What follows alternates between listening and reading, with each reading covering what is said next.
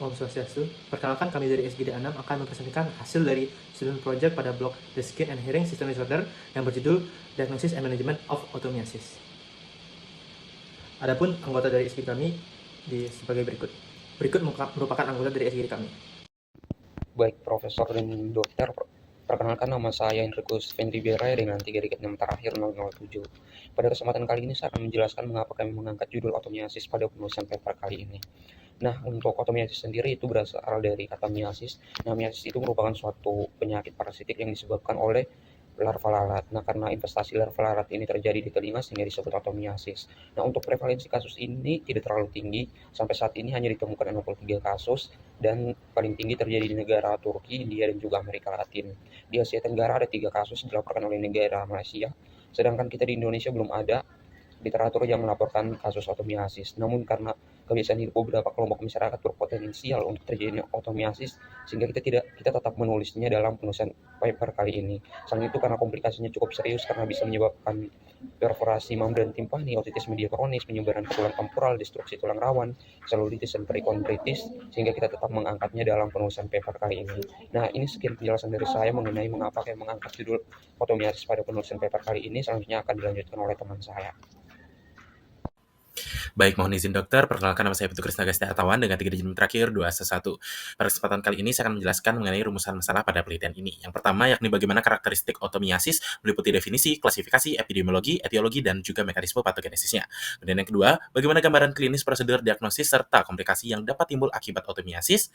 Dan yang ketiga, bagaimana prinsip manajemen dan strategi pencegahan otomiosis yang efektif berdasarkan tinjauan literatur terkini. Sekian, terima kasih.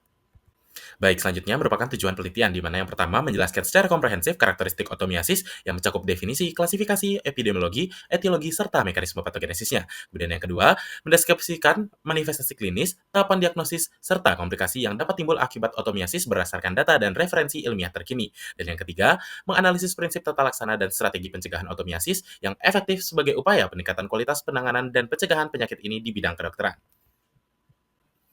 Baik, adapun manfaat penelitiannya bagi mahasiswa kedokteran sebagai sumber pembelajaran ilmiah untuk memperluas pemahaman mengenai aspek etiopatogenesis, diagnosis, serta penata laksanaan otomiosis berdasarkan bukti ilmiah terkini, dan yang kedua bagi tenaga medis dan praktisi klinis, yakni sebagai referensi konseptual dalam penerapan prinsip diagnosis dan manajemen otomiosis yang efektif di fasilitas pelayanan kesehatan, serta bagi masyarakat dan institusi kesehatan sebagai dasar edukasi dalam meningkatkan kesadaran terhadap pentingnya kebersihan, pencegahan investasi parasitik, serta deteksi dini gangguan telinga untuk menekan angka kejadian otomiosis. Perkenalkan, nama saya Niputu Sania Resti dengan digit terakhir 017. Di sini saya akan menjelaskan terkait definisi dari otomiosis. Otomiosis adalah suatu bentuk infeksi parasitik di mana larva lalat dari ordo Diptera itu menginvasi liang telinga eksternal dan rongga telinga tengah manusia. Istilah miosis ini merujuk pada kondisi ketika larva lalat hidup pada tubuh manusia atau hewan vertebrata dan memakan jaringan hidup maupun mati, cairan tubuh atau isi organ inangnya. Baik, perkenalkan saya Salsabila Naila Widianto dengan 3 digit yang terakhir 071. Izin untuk mempresentasikan mengenai klasifikasi dari otomiosis atau miosis aural. Yang pertama ada klasifikasi miosis berdasarkan hubungan parasit inang, yaitu klasifikasi ini didasarkan pada tingkat ketergantungan larva lalat pada inang untuk menyelesaikan siklus hidupnya. Yang pertama miosis obligatori, yaitu larva harus berparasit pada inang hidup untuk berkembang. Kemudian yang kedua yaitu miosis fakultatif, yaitu larva biasanya hidup dari jaringan mati tetapi dapat menyerang inang hidup, terutama jika terdapat luka atau kondisi yang sudah ada sebelumnya seperti otorea atau otitis media kronis. Kemudian yang ketiga miosis aksidental, yaitu terjadi ketika telur atau larva tertelan atau secara kebetulan masuk ke dalam orifisium tubuh. Kemudian yang kedua klasifikasi miosis berdasarkan lokasi anatomi. Yang pertama otomiosis atau miosis aural, yaitu infestasi yang terbatas pada liang telinga luar atau eksternal auditoria kanal atau telinga tengah. Kemudian yang kedua miosis kraniofasial atau larva dapat merusak membran timpani, merusak tulang temporal dan meluas hingga ke rongga kepala pada kasus yang parah. Kemudian klasifikasi yang terakhir yaitu berdasarkan agen penyebab atau spesies lalat, yaitu identifikasi klasifikasi ini berdasarkan spesialis lalat berdasarkan familia Diptera, penting untuk penanganan klinis karena potensi destruksi jaringan yang berbeda-beda. Familia lalat yang paling umum menyebabkan otomiosis yaitu yang pertama ada Califoridae, contohnya seperti Chrysomia baesiana, Lucilia spp dan juga Polyomysia univorac. Kemudian yang kedua ada Sacrophagidae, contohnya yaitu ada Wolftaria magnifica dan Sacropha spp. Kemudian yang terakhir ada dari famili Muscaridae, contohnya adalah Musca domestica atau lalat rumah. Mungkin sekian yang bisa saya sampaikan mengenai klasifikasi dari otomiosis. Terima kasih. Baik, perkenalkan saya Syafika Putri Fabiani dengan 3 digit yang terakhir 240. Selanjutnya saya akan menjelaskan mengenai epidemiologi dari otomiasis. Menurut data prevalensi global, otomiasis ini masih terbatas karena sebagian besar laporan berupa case report atau case series, dengan kasusnya lebih sering terjadi pada daerah yang memiliki sanitasi buruk, kemudian kepadatan lalat yang tinggi, serta pada kelompok rentan seperti anak-anak, lansia, gangguan mental, dan juga kelompok sosial ekonomi yang buruk. Kemudian untuk agen penyebab utamanya berasal dari famili Califoridae dan juga Sarcophagidae seperti Chrysomia beziana, Luciliae sericata, dan Sarcophaga hemorrhoidalis. Faktor risikonya meliputi suhu dan kelembapan tinggi, kemudian kebiasaan menjemur pakaian di luar, serta adanya sekret telinga kronik yang menarik lalat untuk bertelur. Di Indonesia sendiri, laporan otomiasis ini masih sporadis, salah satunya di Rumah Sakit Universitas Mataram pada tahun 2021 pada pasien OMSK akibat Chrysomia beziana. Kondisi iklim tropis dan kebersihan yang bervariasi menjadikan Indonesia berpotensi sebagai daerah endemik ringan dan diperlukan peningkatan pelaporan kasus, edukasi hygiene telinga, dan pelatihan tenaga medis untuk memperkuat data epidemiologis nasional. Nama saya Agung Surya dengan tinggi terakhir 5 akan mencontohkan bagian etiologi dari osteomiasis. Jadi osteomiasis adalah infeksi larva lalat, yaitu Orthodiptera pada rongga telinga yang bersifat multifaktorial dan dipengaruhi oleh agen penyebab yaitu lalat dan juga faktor predisposisi inangnya. Yang dimana agen yang paling sering ditemukan adalah famili Sarcophagidae yaitu lalat daging dan juga Califoridae yaitu lalat botol. Dan spesies yang tersering adalah Luciliae sericata dan juga Chrysomia beziana. Di mana kedua spesies ini memiliki kemampuan tinggi untuk menginvasi jaringan manusia. Yang dimana prosesnya adalah lalat betina tertarik untuk meletakkan telur atau oviposisi pada lingkungan yang mendukung perkembangan larvanya, terutama pada telinga dengan kondisi yang patologis. Untuk faktor predisposisi lokalnya, OMSK atau otitis media superatif kronis, faktor predisposisi merupakan faktor predisposisi utama yang menyebabkan otoria berbau dan juga jaringan mikrotip. Kedua faktor ini berperan sebagai antraktan kimia bagi lalat dan untuk bertelur. Dan juga faktor sosial dan perilaku, kebersihan pribadi yang buruk, kurangnya menjaga hygiene, sosial ekonomi yang rendah, dan juga kebiasaan tidur di area terbuka atau lantai yang dapat meningkatkan paparan terhadap lalat. Untuk faktor sistemik dan juga medisnya, ada pada penurunan daya tahan tubuh, yaitu berpengaruh pada usia lanjut, retardasi intelektual atau defisi mental, malnutrisi, penyakit kronis misalkan diabetes mellitus, dan juga faktor-faktor yang meningkatkan kerentanan terhadap investasi. Baik, sekian presentasi saya dilanjutkan oleh rekan saya. Terima kasih. Baik, kemudian di sini ada patogenesis, di mana patogenesis ini terjadi karena interaksi antara lingkungan, kondisi tubuh pasien, dan juga lalat penyebab, di mana biasanya lalat betina akan meletakkan telurnya di liang telinga yang lembab atau pada kulit yang terluka sedikit, kemudian nanti ketika menetas akan masuk ke jaringan epitel dan mengeluarkan enzim serta toksin yang menyebabkan jaringan rusak atau nekrosis. Kemudian tubuh nanti akan merespon dengan peradangan sehingga timbul gejala seperti nyeri, bengkak, dan keluar cairan. Kemudian kondisi seperti kebersihan telinga yang buruk itu atau otitis media kronik dan juga imunitas yang lemah dapat memperparah prosesnya, di mana kemudian beberapa spesies lalat seperti Cochleomia hominivorax atau Chrysomia beziana itu dikenal lebih agresif sehingga dapat menyebabkan kerusakan sampai tulang temporal. Kemudian jadi proses penyakit ini tidak hanya tergantung pada larvanya tapi juga pada kondisi host dan juga lingkungannya. Baik, di sini saya akan menjelaskan terkait dengan penjelasan teman saya sebelumnya. Namun sebelumnya perkenalkan, nama saya Nikita Timina Stuti dengan 3 digit akhir 043. Jadi di sini saya akan menjelaskan terkait dengan manifestasi klinis dari penyakit otomiasis. Manifestasi klinis otomiasis itu umumnya diawali dengan rasa gatal dan sensasi adanya benda asing di liang telinga akibat dari pergerakan larva yang disertai otalgia yang dapat bersifat ringan atau hingga berat. Jadi seiring perkembangan lesinya akan muncul otore yang berupa cairan purulen, berdarah, atau berbau busuk akibat iritasi dan kerusakan jaringan. Kemudian pemeriksaan fisik akan menunjukkan adanya eritema, edema, bau busuk khas, dan sering tampak larva hidup di kanal auditoris.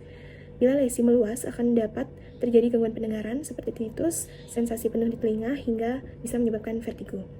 Kemudian pada kasus berat, komplikasi seperti perforasi membran timpani, otomastoiditis, bahkan infeksi intrakanal juga akan terjadi pada telinga pasien. Mungkin sekian penjelasan terkait dengan manifestasi klinis otomiasis, akan dilanjutkan pembahasan oleh teman saya. Baik, sebelumnya perkenalkan saya Felicia dengan 3 digit imperan 131. Izin melanjutkan ke subbab berikutnya. Yang pertama mengenai anamnesis. Anamnesis merupakan langkah awal yang sangat penting dalam menegakkan diagnosis dari otomiasis.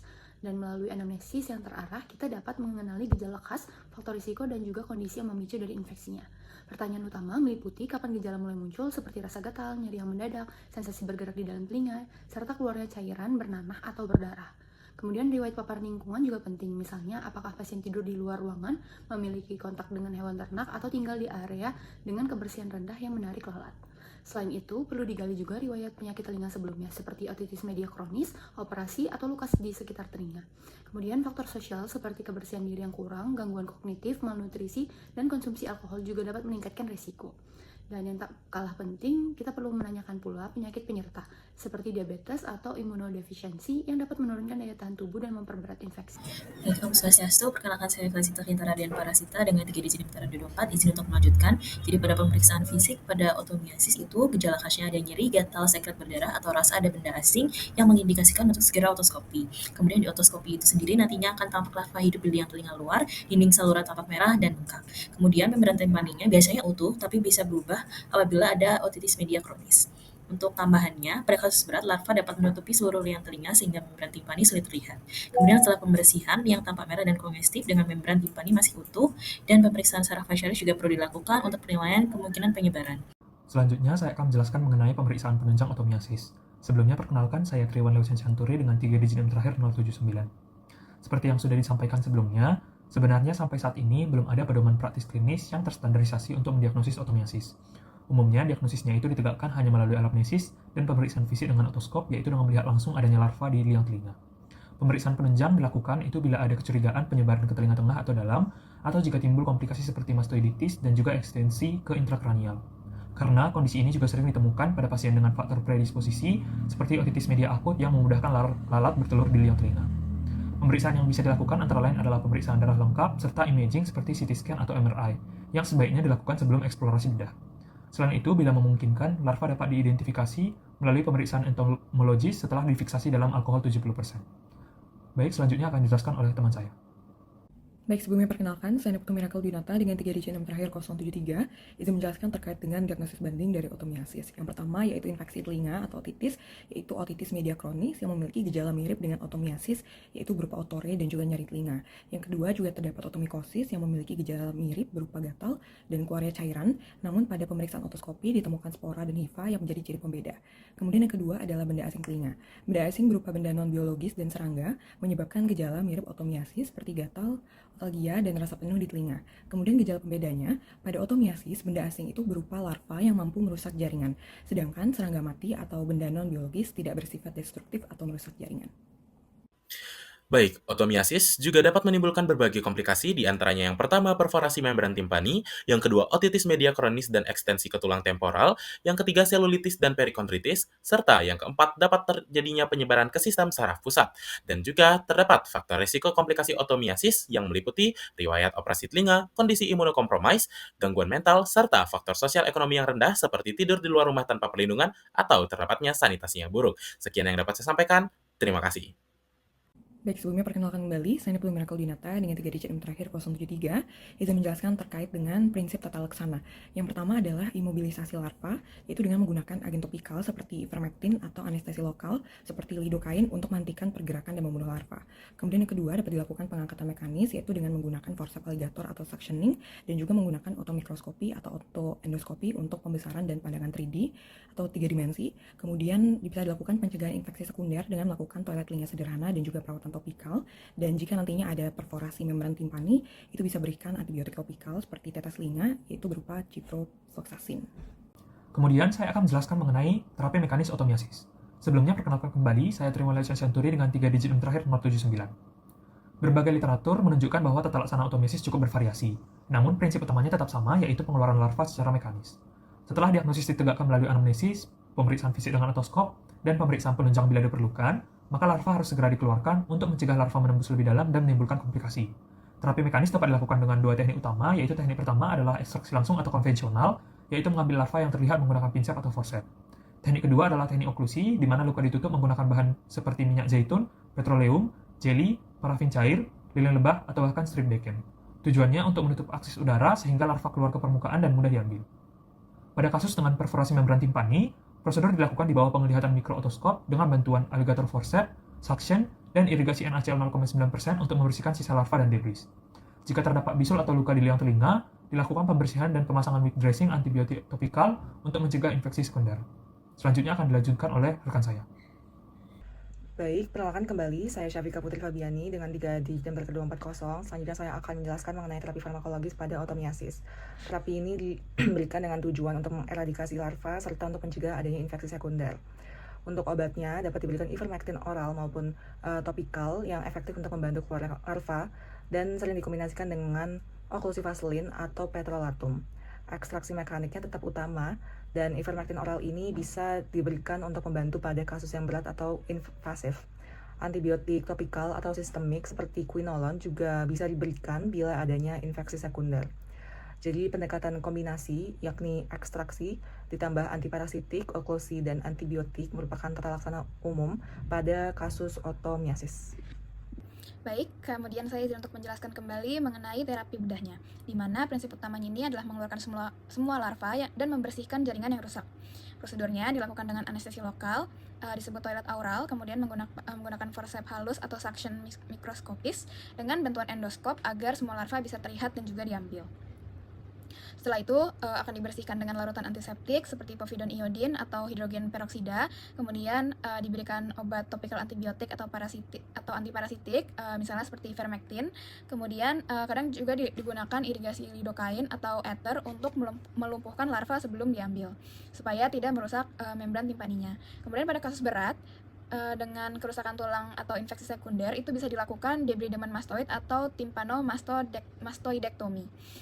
Nanti setelah operasi, pasien akan tetap diawasi ketat, diberi antibiotik sistemik dan juga analgesik, serta di follow up otoskopik untuk memastikan tidak ada larva yang tersisa. Pendekatan yang melibatkan dokter THT, bedah, dan infeksi akan memberikan hasil yang juga lebih baik. Baik, saya izin untuk melanjutkan. Perkenalkan kembali, saya Filsa Sintang dengan 3 digit nomor 224, izin untuk melanjutkan terkait dengan prognosisnya. Prognosis otomiasis umumnya baik bila terdeteksi dan ditangani dini, karena pembersihan larva dan pemberian antibiotik biasanya cukup untuk menyembuhkan tanpa operasi. Penanganan cepat mencegah komplikasi seperti perforasi membran timpani, kehilangan pendengaran, atau infeksi serius. Namun, jika terlambat ditangani, kerusakan jaringan dan infeksi sekunder bisa terjadi. Faktor risiko seperti usia, kebersihan buruk, gangguan mental, diabetes, dan riwayat otitis media kronis dapat memperburuk kondisi. Oleh karena itu, menjaga kebersihan, mengobati penyakit penyerta, dan kontrol rutin penting untuk mempertahankan prognosis yang baik. Baik, di sini saya akan melanjutkan menjelaskan terkait dengan pencegahan penyakit otomiasis. Jadi pencegahan penyakit otomiasis itu menekankan pada kebersihan individu, lingkungan, dan juga pengendalian faktor lalat. Upaya utama meliputi menjaga kebersihan telinga tanpa menyebabkan luka, kemudian mengobati kondisi kronik seperti CSOM untuk mencegah sekret yang dapat menarik perhatian lalat, kemudian menjaga kebersihan tubuh dan menutup telinga saat tidur di luar ruangan.